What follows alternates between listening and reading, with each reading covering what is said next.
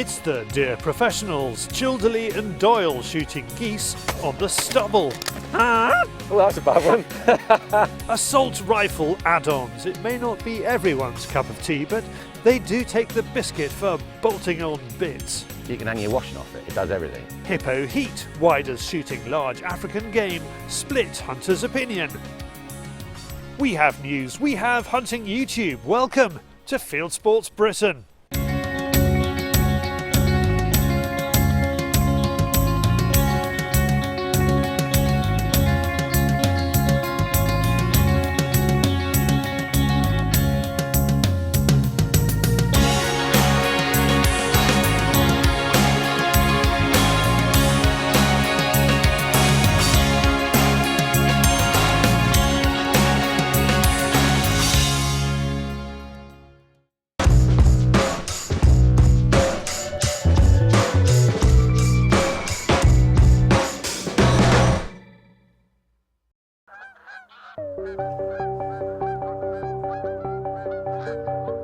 Childerley and Doyle doesn't have the same ring to it as Bodie and Doyle, and you have to be as old as me to know what that meant.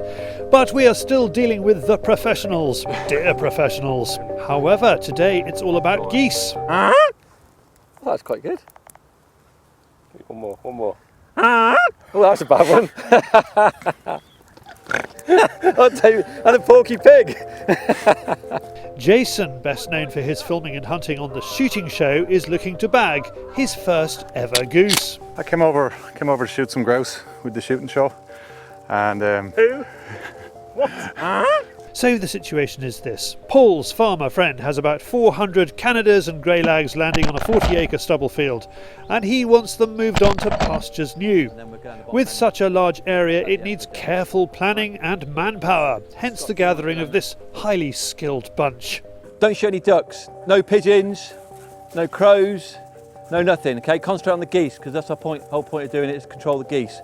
Mark your birds down if you can a bit as well. Mark them down.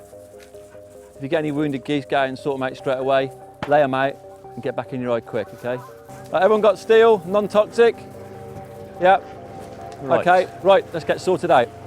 So a dozen good shots are placed around the field margins, and Paul and Jason head to the middle among some scrub with bales ready for hide building surrounding a small pond. Right then, Mr. Doyle, you are on hide building. Can you put them where David is? On the edge there. We can just do it here. Do you think that 3 meters will make a difference? It was with my shooting, every little pace makes a difference. I got back a bit. This could get messy. Right, the wind's this way. You have had highlights, haven't you? Do you want to borrow some? Yeah. Right, what I'm thinking, they're going to see that, swing round and come back into the pattern out here. So I'm going to put it a little bit further out. Okay, we might get him here as well. Yeah, and get them here as well, coming into it. To help us out, Mr. Crow has lent Paul his UK shoot warehouse decoys, which have proved useful in previous excursions. We'll give these a go. There's a lot of reservoir pitch around here. We've obviously a lot of Canadas and greylags on, and they come on the ground, on the stubble, not a problem at all. But as soon as he drills these two fields next door here with wheat and rape, you know, just absolutely devastate the young shoots of the corn coming up. So he just asked us to surround it and see what we can do. One big hit and then that'll stop them totally. Hope to shoot a few. There's been, like I say, there's been 300 on Friday. It's built up to like 400 or 500 yesterday, and quite a few ducks as well. So we'll give it a go. Back in the hide, Jason explains what he's doing over in the UK. I'd spoken to Paul a number of times over the years, and he'd always invited me across here if I was in the area. So I've come across to do some stalking with him tomorrow, but the opportunity was there to shoot some geese this evening. And I've never shot geese actually. I've done a lot of shotgun shooting, shot most species, but never had the opportunity to shoot geese, so I jumped at it. But no, it's looking good. It's beautiful, beautiful September evening. So hopefully we'll get some sport in the next couple of hours. Even if we don't get geese, there's lots of ducks flying around, and Paul has given me permission to shoot them later on. I'm not allowed to shoot them right now, but we'll see how the evening goes. No, Jason, got plenty of time for ducks. Jason has recently given up his full-time job to develop his guiding and outfitting business. It's a big step and an exciting one. I'm on for having an adventure and doing as much shooting as I can and sharing it with as many people as I can. And I'm hoping to learn and develop throughout the journey and share it with other people and bring them along for the ride if they want to come. I'll come. It's not long before we hear our first honks. There they are, boys!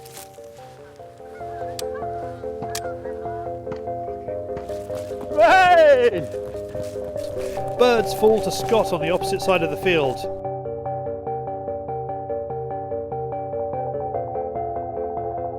They're going to come from that way, obviously, behind us. Scott worked 1, for a long time 2, with Paul, 3. which apparently explains why he's so good with a shotgun and fieldcraft.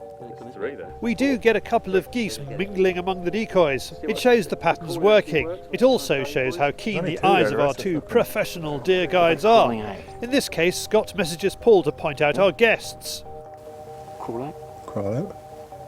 Because he used to crawl, didn't he? Yeah, but they'll see us. No, not if you're low. You crawl. I'll cover you in case they attack. No, I'll crawl out.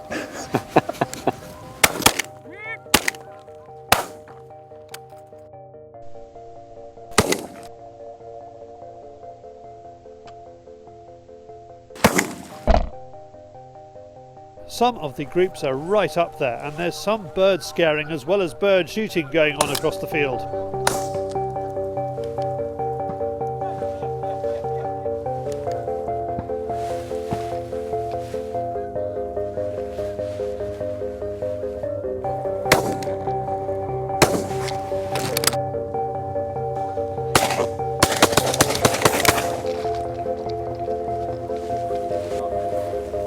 Yeah, give it a go. Put your foot in it.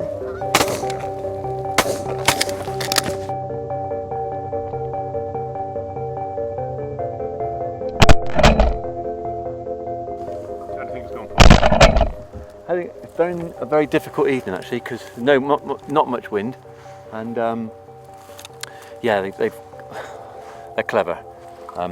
We've got 11-12 guns out. It's not a massive acreage, but we got that side flanked. We're in the middle next to a little pond. They haven't come in from any other direction. They come the right direction, but they're high and they drop in, and they've been scooting around the edge of us. Everything sort of like maximum distance, pushing it to the limit. And they're all crossers, so again, I find them a little bit more difficult than something that's driven. So it's tested our skills, hasn't it, Jason? And but yeah, we've done all right. We shot 1 or 2. Boys down the bottom there shot well on the corner there. Some of these boys, trick with goose shooting is be patient and let the high winds go by. It is like goose fever. They come and you hear them coming, you see them and see them and see them, and it is a classic when you get goose fever. You get your chance and you blow it. Do you think your calling's made a difference tonight? I think the key is to this sort of job is having a good call. Is that down to nasal cavity? I mean, No, size. Size matters. No matter what they say, it's definitely all about size. Yeah, I think the geese are about finished now. I think we're probably waiting to try and get a couple of ducks, but. What's your duck calling like? Good as a goose. It's been eventful anyway. Been a lot of name calling. It's a good couple of hours of sport, and the final tally is 61 geese and 2 duck. It's been an effective management job, and there's some eating to be had too. For more information about Paul's business, go to childerleysporting.co.uk, and if you want to contact Jason, email jason@jdsporting.net. Thank you, Paul, and thank you, Jason, for coming over to play. Next up, another silly goose. It's David on the Fieldsports Channel News Stump.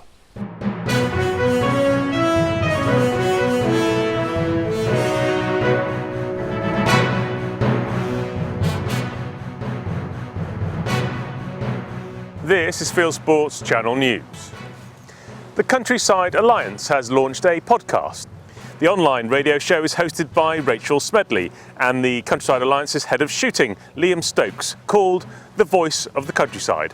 Presenters will delve into topical rural issues. Visit bit.ly/countrypodcast.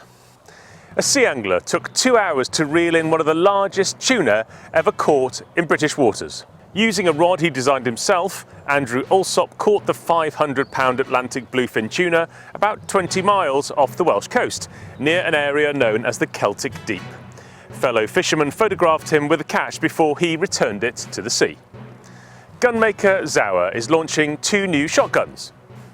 The Artemis is designed for women, and here we see top sporting sculptor Jenna Gearing and her sister Ellen modelling the Artemis in a series of new adverts. Plus, we'll be out with Jenna as she puts the gun through its paces in a few weeks' time.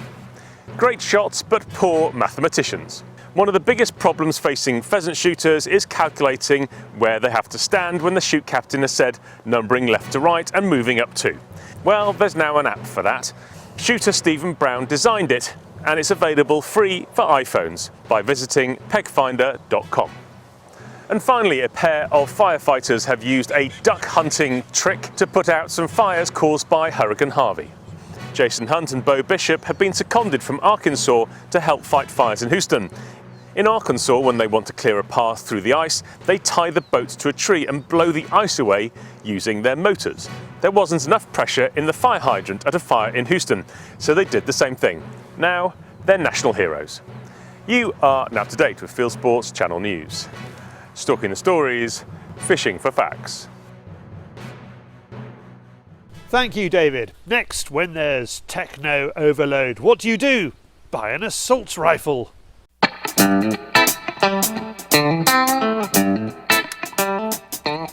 We are in Essex with our on-screen Essex boy looking to film pests, especially foxes, and pest control. I've been invited out tonight because it's my friend's beautiful house, and it's his uncle's house actually, and the rabbits are just taken over. It is ridiculous, but unfortunately with the rabbits brings the foxes. Now down the road there in the next woods is a really big shoot, and they are really fed up with all these foxes. So tonight it's night vision night. Now, we know Roger best for his airgunning exploits with his flashy BSA. His foxing rifle is also a little bit out there, for the traditionalist anyway. This is my pride and joy. It's an AR style rifle, 223 straight pull. 1 in 8 twist, which means it favours the heavier bullet, lovely. Cracking little foxing tool, I've got to be honest. I love it. The nice thing about it is, because it's got rails everywhere, you can hang your washing off it. It does everything.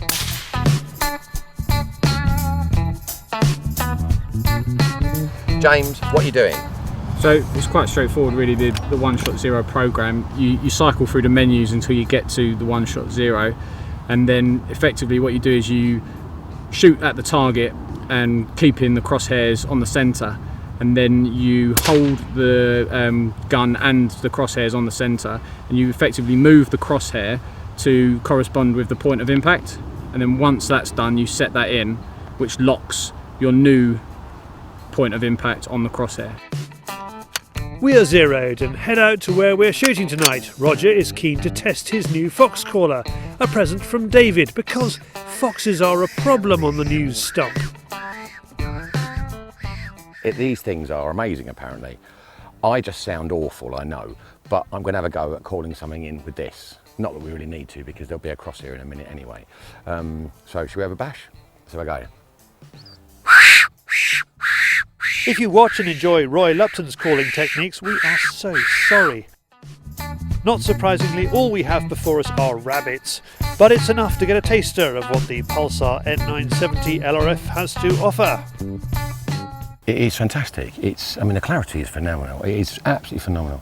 You can see down 200 yards rabbits with ease. I mean, it's, you know, so a fox at that range you'd be able to nail easily. I mean, there's no two ways about it. It is fantastic.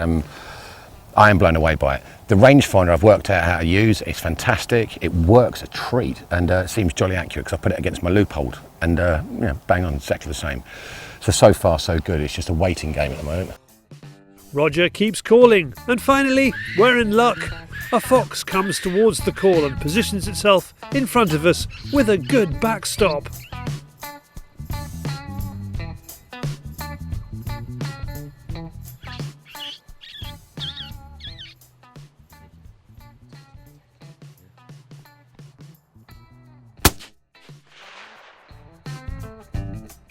And it's down. We pick up the fox and Roger is happy with his night's work. Pulsar works a treat. Fox is gone, that's it, done, job. Happy with that, clean shot, straight out. It looked, I was a bit worried because I thought maybe I've hit it wrong. I didn't, yeah. It was a heart shot, straight out, done, straight to the boiler room. We waited around for a while, but I tell you what, the Pulsar N970 LRF came to fruition and it worked perfectly. Lovely little shot, 90 yards it was, yeah, bang on. Very, very happy with that. Can't wait to get out with it again. It's definitely doing the job. The Pulsar N970 LRF we are using comes from Thomas Jacks. Visit thomasjacks.co.uk. And we're going to be there when Roger gets more new toys from Thomas Jacks to play with as he works his way around Essex, keeping the fox numbers down. Thank you, Roger. Now, from the bling of Essex to the glamour of hunting on YouTube, it is Hunting YouTube.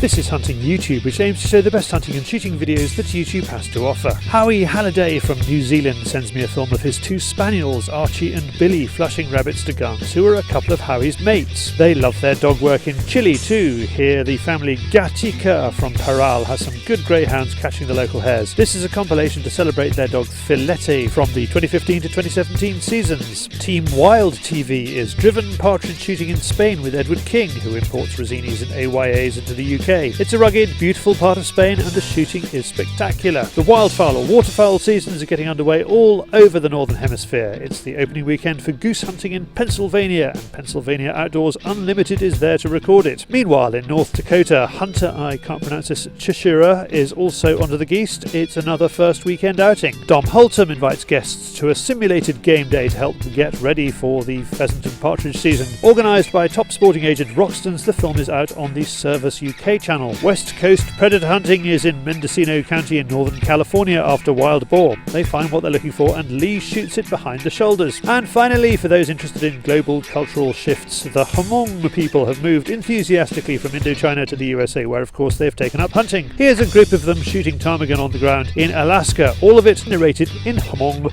for Hmong TV. That's it for this week. I've put all these films into a playlist for you. Click on the I symbol top right or check this film's description. If you have a YouTube film you would like us to pop into the weekly top 8, email me the link, charlie@fieldsportschannel.tv. Other fresh meat on the YouTube menu includes our new film Fieldsports Africa, which has already sparked plenty of debate. Hunting hippo in South Africa is largely underestimated. They can be a very formidable quarry and dangerous at times, especially when they're outside of the water and you're in between them and their safety zone. In this episode, our guy Rich is filming an American hunter shooting a trophy bull hippo. After 4 days of tracking, they find a good representative male. They shoot it and it drops on the spot. So, client is happy, landowner happy, guide happy, game dealer and local village happy, taxidermist happy, etc, etc. What's the difference between that and a deer stalker shooting a medal roebuck? Discuss, because if we don't, and we continue to have a problem with African trophy hunting, it's going to bite us all on the bottom sooner or later. The comments section under this film shows what a debate this has become. My Tuppence Halfpennyworth is this: hippo hunting is not pest control. In Africa, it's all about the money. Shooting that hippo produces an awful lot of money for local conservation. I can't remember what the numbers are, but I think there are 12,000 lions in South Africa. 9,000 of them are there for hunting. If you don't have hunting, you don't have 9,000 lions, and you certainly don't have hundreds of thousands of animals who live on the same game reserves as those lions. So that's enough from us, and it's certainly enough from me. We're back next week. If you haven't done so already, please pop over to our website, fieldsportschannel.tv. You can click to like us there. On Facebook, you can follow us. On Twitter, you can subscribe to us. On YouTube, you can even pop your email address into our register page and we'll contact you about this show, Field Sports Britain. It's at 7 PM UK time every Wednesday, and this has been Field Sports Britain. Good hunting, good shooting, good fishing, and goodbye.